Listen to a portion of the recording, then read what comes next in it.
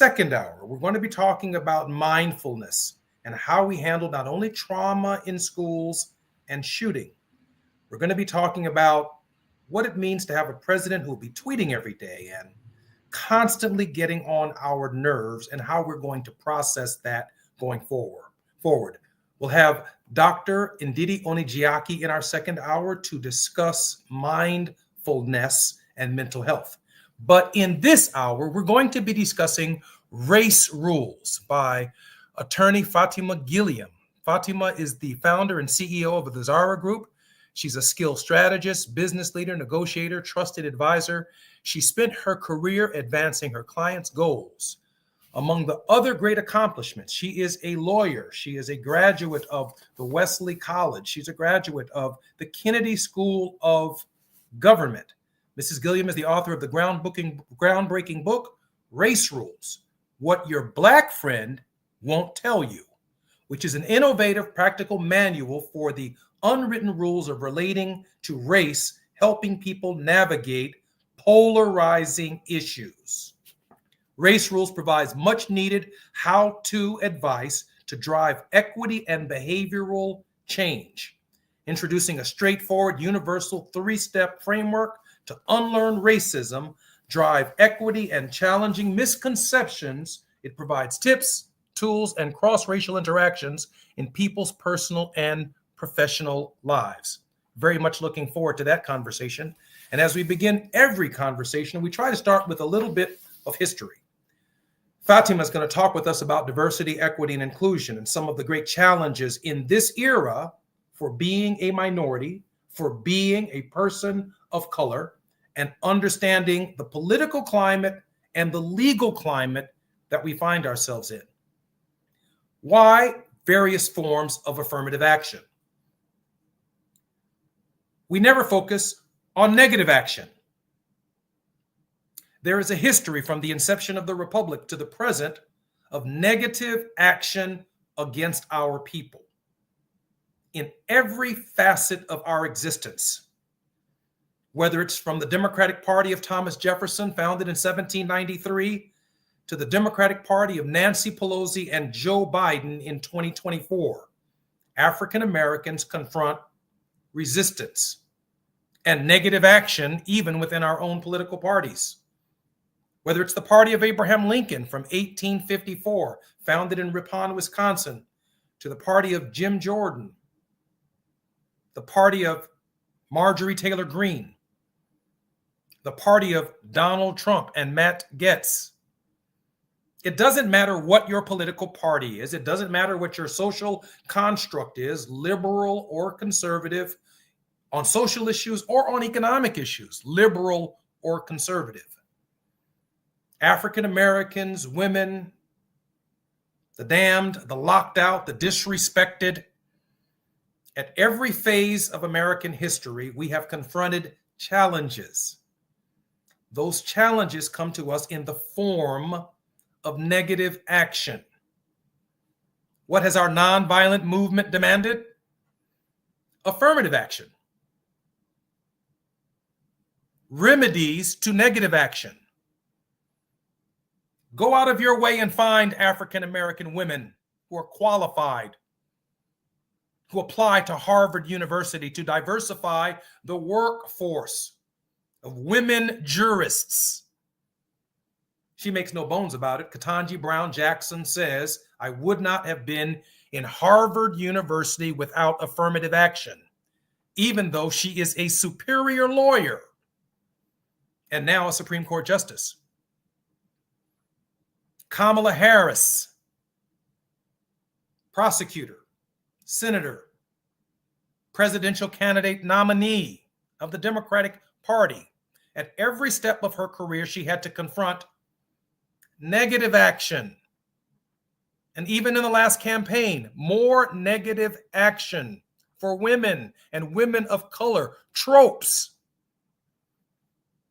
What is the affirmative remedy for inclusion? And it is in this climate that right before our very eyes, the entire nation is looking at attacks on diversity, equity, and inclusion. How do we have these conversations in the workplace? How do we discuss the toxicity of race relations, unfairness in promotions? How do we look our children in the eyes and tell them every single day that they have to be superior just to be equal? To be Black does not mean to be unqualified. To be a woman does not mean to be unqualified. But along with being Black and being female, or being Latina and a female, or a Latino male, are certain societal assumptions that somehow we don't belong. Our special guest today, attorney Fatima Gilliam, is going to share with us race rules, what your Black friend won't tell you. Fatima, welcome to the Jesse Jackson Jr. Show. Hi, thank you so much for having me. I'm really excited to be here and to talk about my book and these very pressing times for people in their communities and in the workforce. Fatima, tell us more about your book. We're going to dive right in and chop it up in just a few minutes. Well, my book is a how-to guide. It's a reference tool, and it's written for what I, call the lazy reader, because it's a choose your own race knowledge adventure where people can hop around to the topic that's relevant for them. So it's an unvarnished truth, quiet part out loud, giving people not just history and advice, history and context, but it gives people advice, which is something that's very much lacking when you think about a lot of books that are written, great books that are out there talking about race and racism and how it manifests in society. But then what happens after people understand how racism shows up? They need solid how-to advice on how to make better decisions, how to better connect across differences, how to dial down, incivility that shows up and offensive behavior that shows up. And so I'm in the advice game as a consultant, as a lawyer. And so I wrote a book to provide people exactly with that knowledge gap. How present is incivility in the workplace? Incivility is significantly on the rise. The Society for Human Resource Management, SHRM, started an incivility index earlier this year to measure incivility in society and in the workplace. And they say, according to their research, that incivility costs companies $2 billion per day. That's in terms of lost productivity, people, taking a day off from work, feeling, marginalized in the workplace, impacting their motivation levels, and that people experience, collectively 190 million acts of incivility every day, and 71 million of those in the workplace. And so it's significantly on the rise. And with their incivility index, from Q1 of 2024 to Q2 2024, it went up alone just over 10%. So incivility is definitely on the rise. And then in addition to that, there was a study that came out right before Thanksgiving, and that talked about how incivility, political differences, hostility, talking about politics has made people so anxious that 1 out of 5 Americans didn't even want to spend the holidays with their family as a result of incivility and political discourse. How do they measure and how do they find out that there are 190 million acts of incivility every single day? I mean, I am not a part of creating their index, so I don't know all of the metrics behind it. I've just read what they've come out with, and I've looked at what they've published, but I don't know the details behind the making of the soup to come up with that. But that's what the Society for Human Resource Management has come out with. And I think it's important because there aren't really, other organizations that are out there measuring incivility. So for now, this is the metric that I'm relying on. I'm Jesse Jackson Jr. on KBLA Talk 1580. When we come forward, we'll be with Fatima Gilliam, and we'll be discussing race rules. At least bring you up to speed on the news of the day. You're listening to Jesse Jackson Jr. only on KBLA Talk 1580.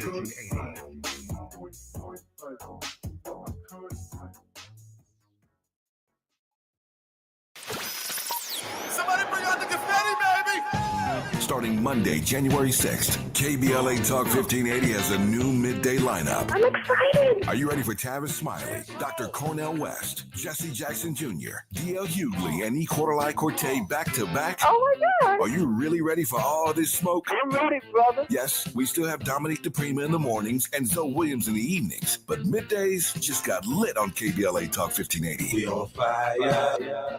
All across America, people are talking about our new midday lineup. Starting Monday, January 6th, our KBLA 1580 app downloads are on fire because everybody's going to be tuning in. Yes, I love you guys. You are the bomb. Now would be a good time to hit up SMB at KBLA1580.com if you want folks to hear about your business or brand. That's SMB at KBLA1580.com. It's going up in 2025 on KBLA Talk 1580. It's going up. That's what I want. Did you know that 1 in 6 African American men will be diagnosed with prostate cancer? This month, every time you purchase Gillette's family of products, they'll donate to support Movember. Whether you're looking for Gillette's Best Shave, a regimen to help prevent new shave irritation and bumps, or award-winning beard care products, every Gillette purchase can make a difference in the fight against prostate cancer. Visit pggoodeveryday.com/Movember for details. Exclusions apply.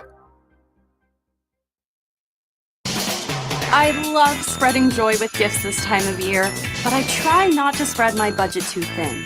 Luckily, Kohl's has come through for me once again. I just went and used a 25% off coupon to score so many great gifts under $20, like cozy pajamas and fleece, amazing gift sets, and beauty must-haves. So if you're looking to give more for less this season, get to Kohl's. Select styles, offers end December 24th. Some exclusions apply. See store or Kohl's.com for details. Hey, John, why so glum? I just got let go. The company's downsizing. This is the third time in the last 2 years. I'm done with this. Have you thought about My Computer Career? I've heard they can train you for a career in IT in just a few months, including cybersecurity and the basics of AI. And you don't need prior training or experience. Now that's a recession-resistant career. Wow, thanks. I'll check them out. Go to mycomputercareer.edu and take the free career evaluation. mycomputercareer.edu. Financial aid is available for qualified students, including the GI Bill. If you love to travel, Capital One has a rewards credit card that's perfect for you. With Venture X, earn unlimited double miles on everything you buy and turn everyday purchases into extraordinary trips. Plus, receive premium travel benefits like access to over 1,300 airport lounges where you just check in and chill out. Open up a world of possibilities with Capital One. What's in your wallet? Terms apply.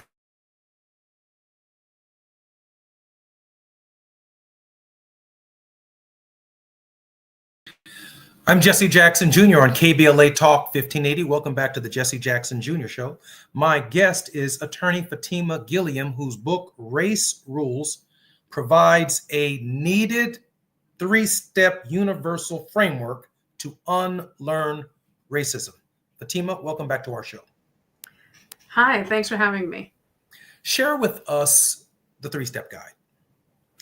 The 3 steps. So the book has very specific instructions and advice for different topics: tokenism, colorblindness, taking a knee, voting rights, how to apologize, discussions on race. And so I wanted to have a universal rule that somebody could use and apply to help them make a decision in real time, no matter the issue. And so it has 3 steps. The first step is to learn to unlearn. You have to engage in some education. The second step is you have to reflect to repair. You have to engage in some internal evaluation of the choices that you've made and whether or not they've been helpful or harmful. And the third step is act to address. You have to engage in some positive action. And so what I'm really trying to get people to do is not just, see there's a problem, recognize there's a problem, see that they engaged in that problem themselves, and then do nothing. I'm very much focused on action. This book is very much about not just trying to change hearts and minds, but trying to change how people actually behave. And frankly, I would rather take somebody just behaving better and not understanding why they're doing it than spending more time on the thinking and then not engaging in change behavior. So I want to mix it up with you a little bit here, because for our readers, particularly our listeners, particularly those who are in drive time, I want them, while they're sitting in traffic, to think about Attorney Gilliam's workshop. Okay. I want to give you three scenarios. The first scenario is you're discussing a framework for race rules with a predominantly Black audience. Mm-hmm. Then I'd like you to share with us the same framework with a predominantly white audience or corporate audience. And how does the framework work in a mixed, diverse audience? Let's go through the audiences. Well, the book is helpful for all kinds of people, right? So, I mean, the you in my writing is definitely a white person to give them, tools and tips. But the book is also helpful for Black people and people of color. Helpful for Black people in terms of giving them, validation for their experiences. Also in terms of understanding, what may have happened to them or giving them talking points when they're having conversations, and also helping them to make better decisions and understand why some decisions may be better and supportive of them, themselves as a Black person and people of color. And I also consider the book helpful as frankly, a please go away, stop asking me questions kind of a book. But in terms of your question, how could the steps or how could the advice help a Black person? It really could help them in terms of their own decision making. And frankly, my bedrock race rule, the 3 steps rule, can be applicable beyond race, right? Somebody can use it thinking about gender, thinking about religion, thinking about, marginalized groups, trying to make a decision that will be less offensive, less harmful, and more supportive of somebody else. So that's how it could be helpful for a Black person, but it also in the same way helpful for a white person. And frankly, that's the group that needs the most help. So for that group, let's discuss that group now that we the white people that need the help. Yeah, absolutely. Let's deal with that for a minute. So they're the ones, at least from my perspective, in this particular climate, who are, they're voting against their own economic interests. They say they're with Kamala Harris. At least the polling numbers said that. But when they exited, they felt like redeemers. Attorney Barbara Arnwine talked about redeemers on our last show before the first or at the end of first Reconstruction and before Jim Crow. There was this sentiment in the nation that they needed to restore privilege. And so there's this sentiment now as we look at Donald Trump and I'm not trying to be political here as much as I'm using the current examples, at the Army-Navy game, that somehow we're back. And what does we're back mean in the corporate structure or in a predominantly white environment as African Americans, women, marginalized groups try to navigate that space? Well, unfortunately, we're in this phase, this retrenchment. And what is at the epicenter of that is this sense of white victimhood when they're frankly not victims. Not in the way that they see themselves, not in the way that they perceive themselves. And so that's having ramifications broad scale.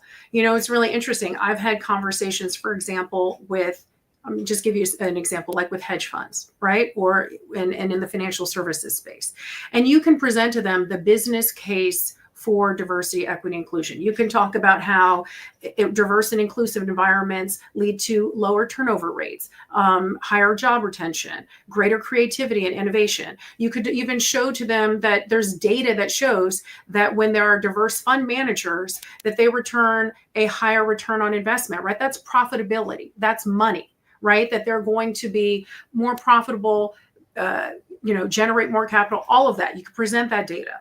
Then on top of that, you can also say that you can show them that, for example, pension funds, endowment funds, which are their clients, want to have diverse fund managers, right? So you've got the financial output showing that, and then you have the client demand showing that. Those two things saying you need to diversify. And then they still won't diversify. And why won't they diversify? Because, that white-centered opportunity hoarding is a significant pull and draw. And it is unfortunate because I think there are economic repercussions. If we can say that there are positive economic benefits, profitability for companies and corporations to yield higher returns, then what does that mean collectively for the American society? What it means is that diversity is our competitive advantage on the global marketplace, right? And if we support diversity, that means that our economy will grow more. We'll be more profitable as a nation, right? As expressed in things like GDP, and when we engage in this retrenchment, we're not just saying that, when Walmart says that they're going to pull back from DEI, or Ford or Toyota or Lowe's or all of these, other companies, Harley Davidson, it's not just going to impact those companies. It's going to impact American society as a whole. And if we want to be a part of a country on the upswing, then we would want to leverage our competitive advantage as much as possible. But we're not doing that because people want to first prioritize their sexism, their racism, and thus vote against their best interest in the marketplace and in the polls. Lyndon Johnson said, when I think about it politically, he said, I'll tell you what's at the bottom of it all.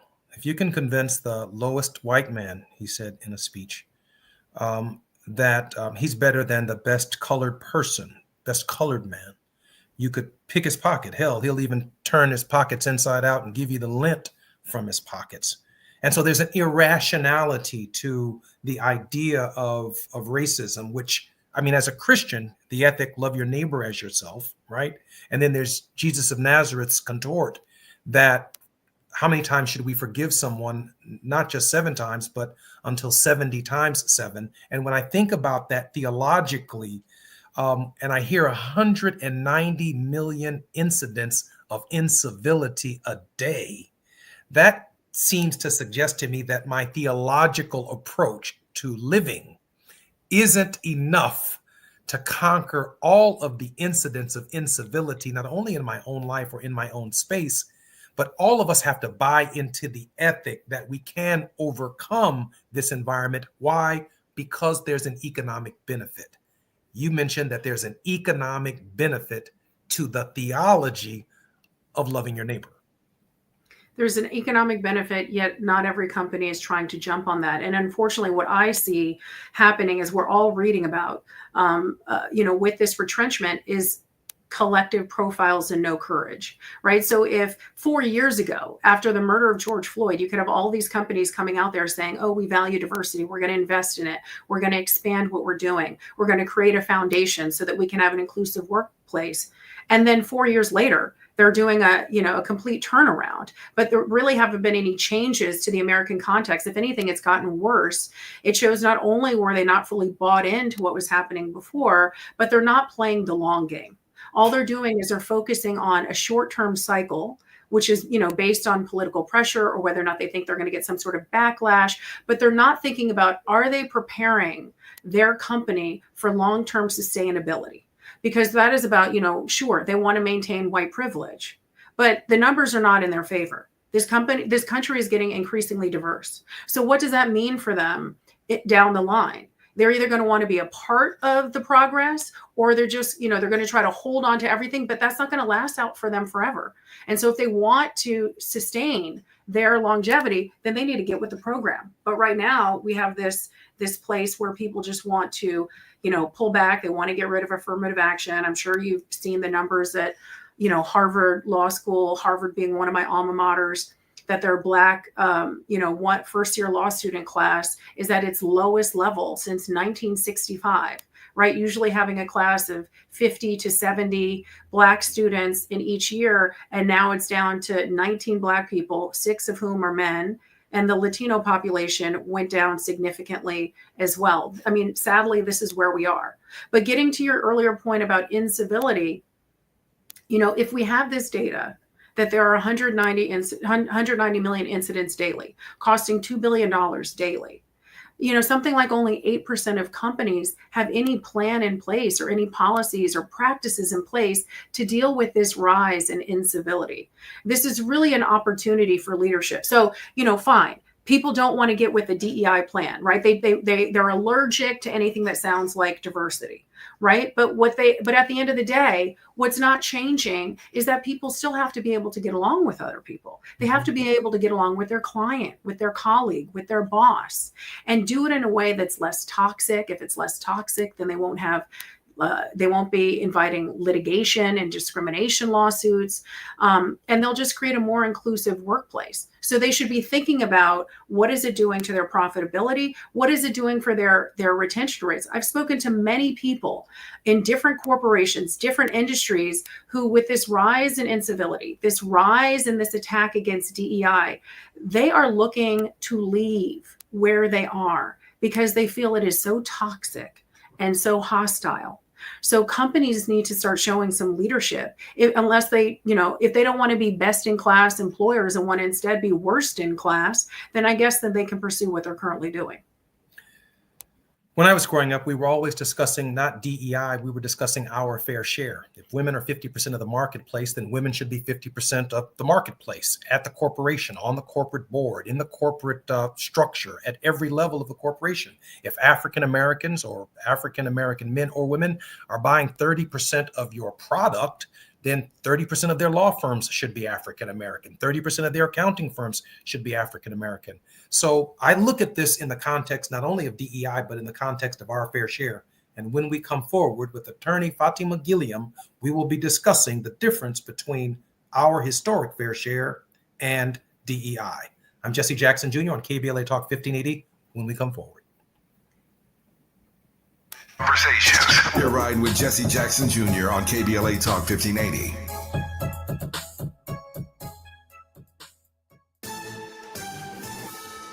I'm Amber Payton with 4 things you should know from BIN News. Luigi Mangione is waiving extradition. Reports say he could be transferred from Pennsylvania and be back in New York City by tomorrow. He's facing murder and terrorism charges and the killing of United Healthcare CEO Brian Thompson.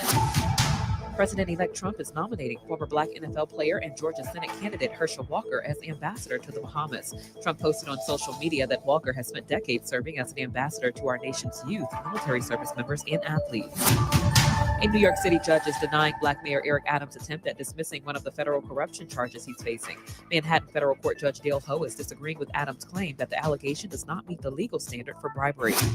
And the already massive Mega Millions jackpot is getting even bigger. Tuesday night's grand prize went unclaimed, making the next drawing coming up on Friday worth at least $825 million. Get BIN News on demand 24/7 at BINnews.com.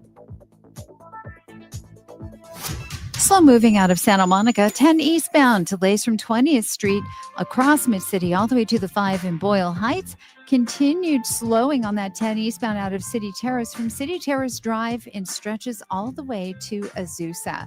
Let's look at the 5 out of Burbank, southbound slowing from Alameda. Delays and stretches to Lakewood Boulevard, Pasadena, 210 eastbound, slowing from Mountain. You're on the brakes ahead to Citrus. And on the 60, eastbound slowing out of East LA from the 5. You're on the brakes ahead all the way to the 605. It's tough in Norco. This is the 15 northbound leaving 6th Street. Delays taking you ahead to Foothill Boulevard. Shop new deal drops now at Lowe's. Right now, get up to 30% off select major appliances and save big this holiday season. Lowe's knows deals. Offer valid 12/12 to 12/18. Cannot be combined with additional discounts. See Lowe's.com for details and qualifying items while supplies last. This is the KBLA Sports Minute with Ray Richardson. A very alarming statistic is hanging over the USC football program. In the 3 years Lincoln Riley has been the head coach, he has brought in 12 of the nation's top 100 recruits. As of today, 9 of those 12 big-time players have transferred. The 9th player in this group to walk out the door is sophomore wide receiver kick returner Zachariah Branch, who made the freshman All-American team in 2023. Something is going on at USC, and this disturbing trend is falling directly on Riley's shoulders. This is new territory for USC to see some of its best players leaving the program. For decades, USC was the school kids around the country wanted to play for. If USC's brand is falling off, a lot of influential people will not be happy, especially the boosters who help finance the program. Riley has not led USC to the NCAA playoffs or a conference title. He needs to find a way to make USC Nation happy real soon. That's your KBLA Sports Minute. I'm Ray Richardson on KBLA Talk 1580. Yeah, y'all, come on. At KBLA Talk 1580, we fight the power every day. Yeah, gotta give us what we want. Gotta to give us what we need. Hey! I listen to KBLA and I love the commercials. I know what the commercials mean. I also, if I'm looking and trying to figure something out, I need something to talk to me that might hit me. And it happens on TV because, every time they show a sporting event, they got the pharmaceutical companies back to back telling people how to fix the sickness on the same stuff that they sell them. So we get it. Yep, we get it too, Chuck D. And that's why at KBLA Talk 1580, we don't black down. Drop it! Our freedom of speech is freedom of death. We got to fight the powers that be. Fight the power! Fight the power!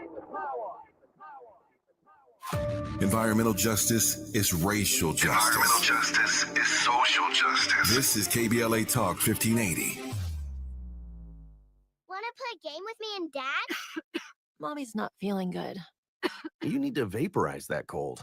Vaporize? Yeah, with Dayquil VapoCool. It's Dayquil plus a rush of Vicks vapors. Whoa. Come on, honey. Let's let mommy rest. You guys are amazing. And so is Dayquil VapoCool.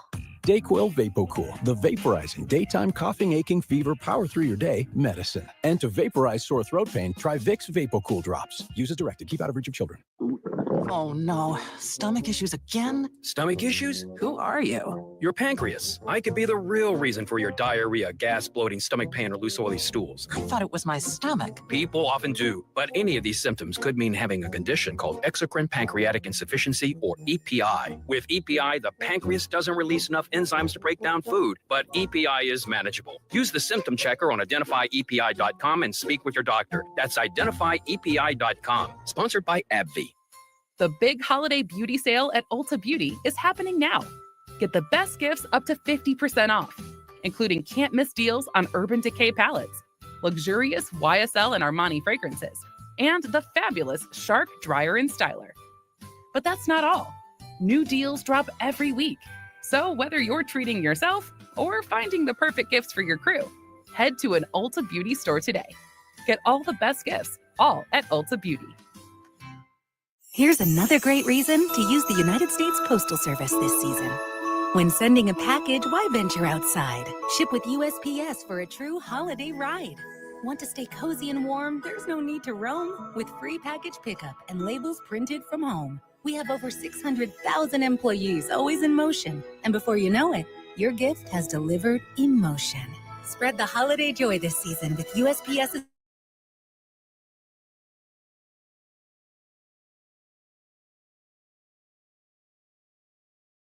I'm Jesse Jackson Jr., and welcome back to KBLA Talk 1580. You're on the Jesse Jackson Jr. Show. My special guest is attorney Fatima Gilliam, whose book, Race Rules Actually Matters.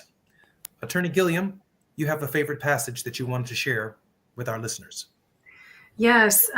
Each chapter is a rule, and this comes from my chapter where the rule is it's not personal when people of color don't want to discuss race. And I explain, why that's the case. And remember, the you in my writing is going to be a white person. And each chapter has an illustration. And the illustration for this chapter is a picture of a man, with the sack on his back saying, discussing racism going up a hill. So it evokes Sisyphus, trapped in hell. And so I explain in the chapter why people of color may not want to discuss race. And then I conclude with this analogy. What it's like talking to you about race. Let's put this in perspective. Recall life living in the pandemic. Do you remember that haunting feeling you felt that never went away? That the virus was lurking at every corner. You couldn't escape it because there were reminders everywhere, on the news, online, in social media, and when you saw your neighbors or people on the street. You felt a sense of omnipresence as you walked around, always on high alert, looking at others, seeing if they wore masks, looked ill or coughed. You noticed them and observed how they reacted to you. You were in constant fear of your death. Loved ones may die or did die, and you felt perpetual anxiety. Your mental health was impacted along with your physical health from the stress. You had trouble sleeping. You weren't even safe in your own home because the virus could come to your door. You didn't know if you could trust the government or if officials had your best interests at heart, unsure if they would do something to kill you. You felt powerless, as if there were nothing you could do to change things, to make your life better since you weren't in control. You had to resign yourself to your circumstance, but you didn't want to accept your reality. You wanted to resist and somehow make things better. When you tried, you didn't succeed. That's what it's like living under racism every day, 24/7, 365. Racism is a pervasive, invisible force, just like COVID. There's no escape. It's constant, never a break or reprieve. It's isolating and marginalizing. It attacks your life, bank account, livelihood, housing, healthcare, schools, and dinner table, and separates your family. You want the government to do something about it, but politicians want you to laissez-faire your way to non-solutions, absolving themselves of responsibility, willfully blind to its impact. You suck it up. You deal with big picture systemic issues. Pull yourself up by your bootstraps. Heal yourself. Pave your destiny. Avoid your own death or murder. Welcome to living like a Black or brown person in America. But with racism, there's no vaccine coming. No magic pill to inoculate society. This is what it's been like since the 1500s. It isn't getting better. There are new strains, new waves, and invisible resurgences, mutating, reinventing itself, seemingly dormant but always there stalking, ready to strike and viciously kill. This is the reality. It's bleak. So when you want to discuss racism, sometimes people of color only want to discuss it with those who understand what they've gone through, not white folks who will trivialize things, which is akin to speaking to an anti-masker who berates innocent and defenseless store clerks. That's you questioning racism and their experiences. You're the anti-masker, anti-vaxxer in the conversation. When you come with covert microaggressions, overt aggression, a lack of knowledge, and a rejection of facts. Now, can you understand why no one wants to talk to you? They're already too busy trying to literally survive. Wow. Wow. And I'll just show you, this is the illustration that I was talking about that goes with this chapter. Let me share with you what the emotions are that were evoked from me from your reading that passage. I was thinking about, this sounds like James Baldwin. I mean, it's so beautiful, but it's so poetic, but it's also so very clear on the dilemma that someone finds themselves in as they're trying to wrestle with the idea of just how pervasive the problem is. Isn't that what you were trying to capture?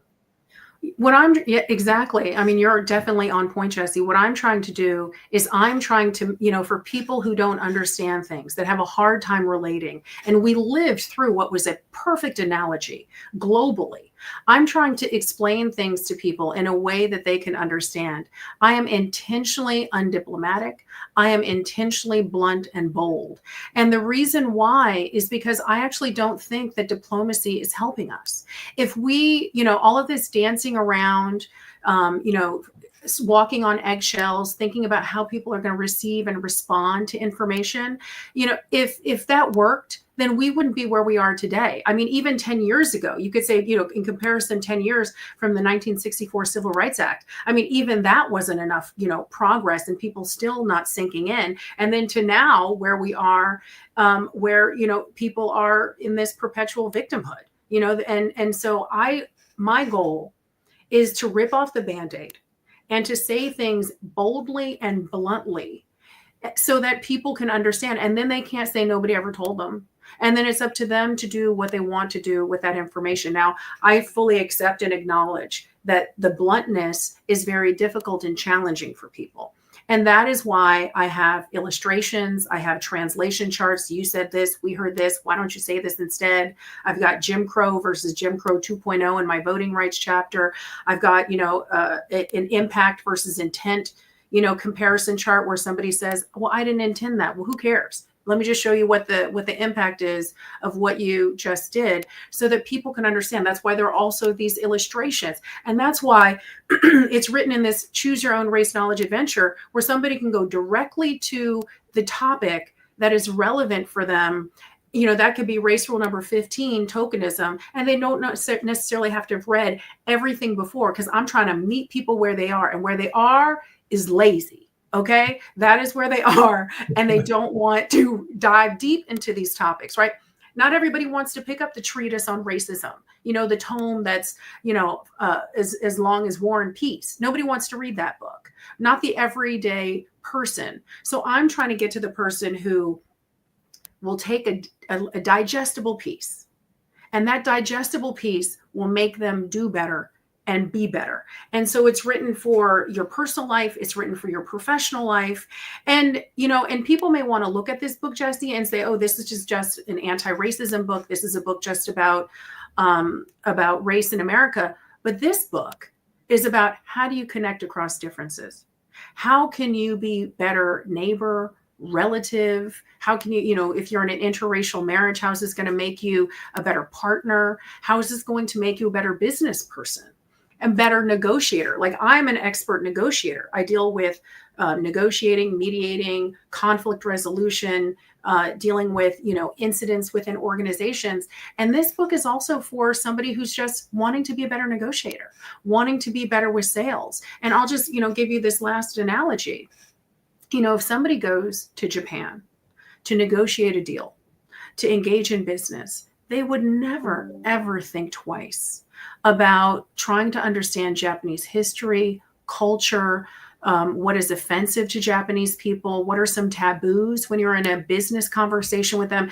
They would think, oh, it's a no-brainer. I'm going to Japan. I'm building a relationship. I'm trying to build trust. Let me understand what not to do. And then they never think about that within the context of their own country.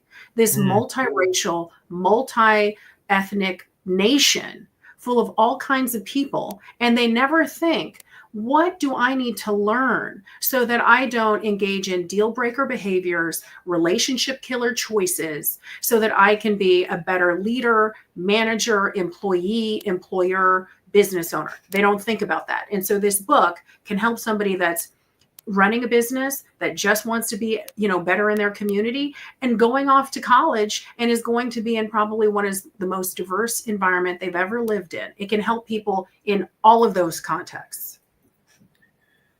It's a very, very important work, Race Rules, What Your Black Friend Won't Tell You, by attorney Fatima Gilliam. She is our guest in this hour. We would encourage you to go to Amazon.com to help you navigate a number of different stories that address race blinders, misconceptions, white privilege, racial stereotypes, and everyday choices. I'm Jesse Jackson Jr. on the Jesse Jackson Jr. Show on KBLA Talk 1580. We'll return when we come forward. At least bring you up to speed on the news of the day. You're listening to Jesse Jackson Jr. only on KBLA Talk 1580.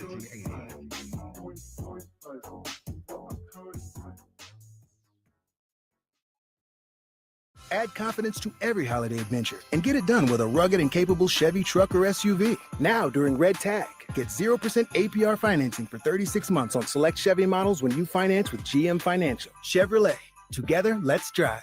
Offer available on all 2025 Equinox and 2024 Equinox EV, Blazer EV, and Silverado EV models. Monthly payment is $27.78 for every $1,000 you finance. Example down payment is 26.8%. You must finance with GM Financial. Some customers may not qualify. Not available with lease and some other offers. Take your retail delivery by 1/2/25. With reported hate crimes rising in recent years, California has responded through outreach efforts across state government and in collaboration with community-based organizations for the launch of CA versus Hate. This non-emergency, multilingual hate crime and incident reporting hotline provides an anonymous reporting option for victims and witnesses of hate acts reported in 15 different languages through the online portal and in over 200 languages when calling the hotline. Report anonymously by calling 833-866-4283, Monday through Friday from 9 a.m. to 6 p.m. or online at any time at cavshate.org.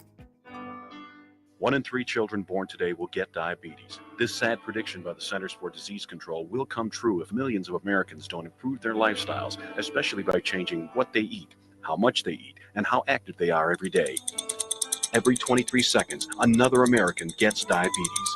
Stop diabetes before it starts. To learn more, contact the American Diabetes Association or download our free diabetes education programs at learningaboutdiabetes.org. KBLA Talk 1580. We've got a lot to talk about. KBLA Talk 1580, connecting you with services and solutions. The Autopsy Initiative provides a second autopsy free of charge for victims' families who have lost their loved ones due to a police-related death. The services offered through the initiative include the completion of a second autopsy, disclosure of preliminary findings, and a final autopsy report. A police-related death is when an individual is harmed by police officers using deadly force, which results in an individual's death. Police-related death includes in-custody deaths, including those that arise during contact with law enforcement officers during arrest, pursuit, booking, transport, or incarceration. The Autopsy Initiative has a team of board-certified pathologists on call. An autopsy request may be completed by anyone with a close relationship with the victim, which may include the victim's spouse, partner, relative, close friend, or lawyer. To request a free second autopsy for a victim of police violence, please visit knowyourrightscamp.com. That's knowyourrightscamp.com. Then click on Autopsy, then click on Request. At KBLA, we believe in justice for victims of police violence. We say their names, and we don't black down. This is a community call to action from KBLA.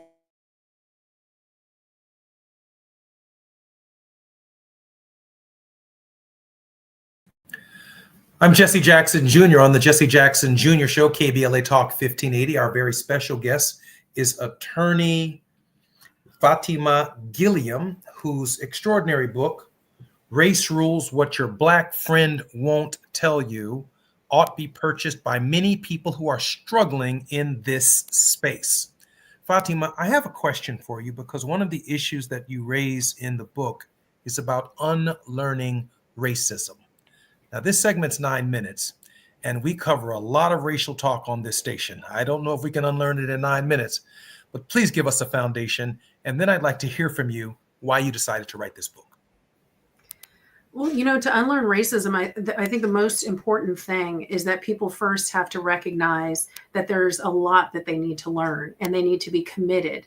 People like to dip in and dip out. And one of the things that I say is that this is a lifelong cycle, right? You have to continually engage in self-learning and unlearning, right? And people shouldn't want to necessarily just be a quote unquote ally. What they need to be is a racism disruptor.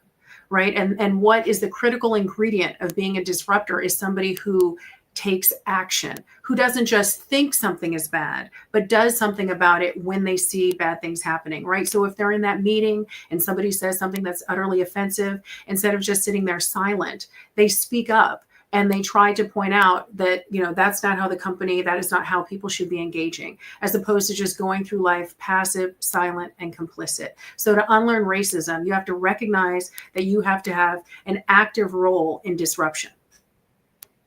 An active role in disruption.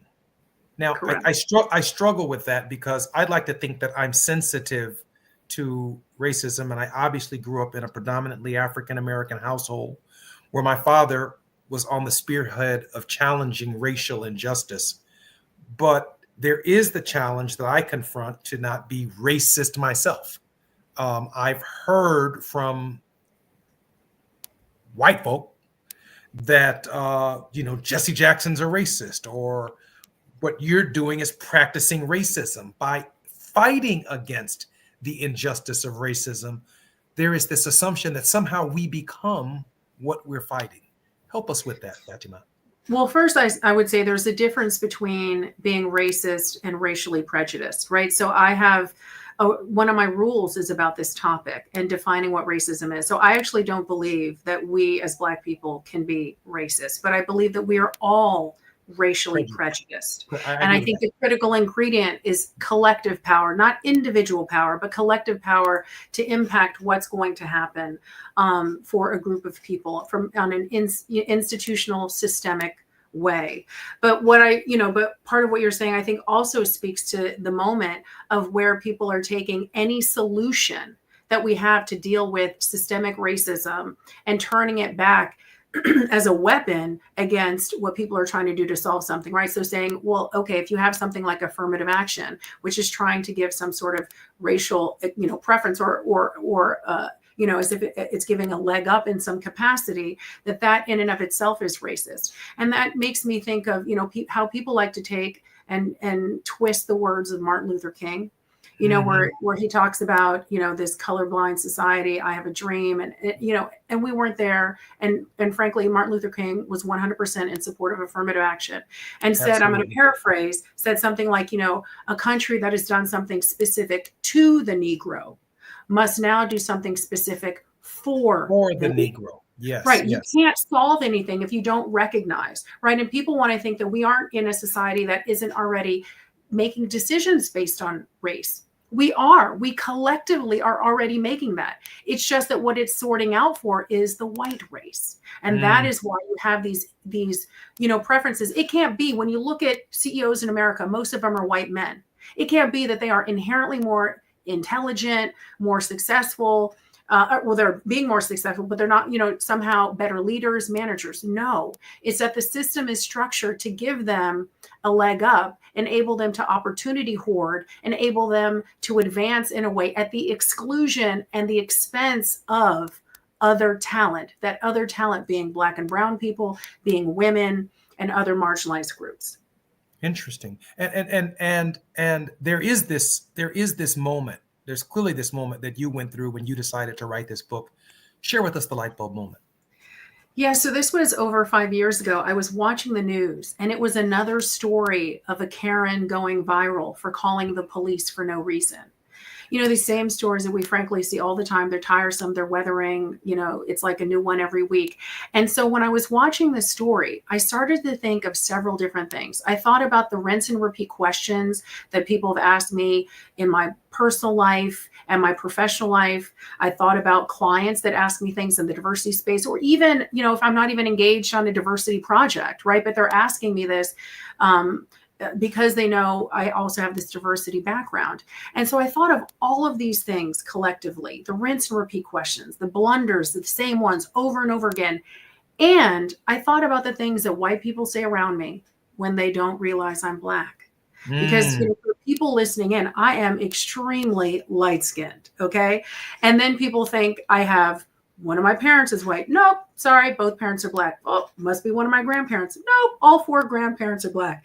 I'm just extremely light-skinned. And so a lot of times people think I'm white.